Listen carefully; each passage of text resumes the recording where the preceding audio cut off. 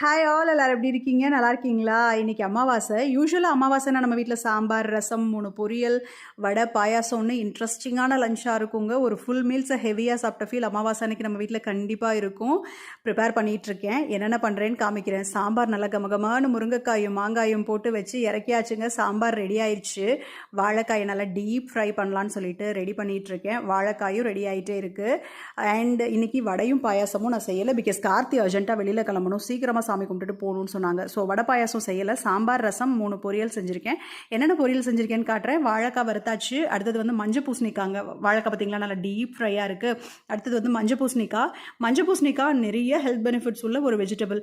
ஆனால் அமாவாசை அன்னைக்கு மட்டும்தான் நம்ம வீட்டில் இந்த காயை வாங்கி சமைக்கிறோம். மீதி நாளில் அந்த காய் மறந்தே போயிடுறோம் வெஜிடபிள்ஸ் வாங்கும் போது. ஓகே, ரெகுலராக வாங்கி சமைச்சு சாப்பிட்ணுன்னு நினைக்கிறேன். நீங்களும் சாப்பிடுங்க அந்த காயை. அண்ட் ஒயிட் ரைஸ் வந்து யூஸ்வலாக வடிக்கிறது தான். ஸோ வடிக்கிறதுக்கு ரெடி ஆகிட்டுருக்கு.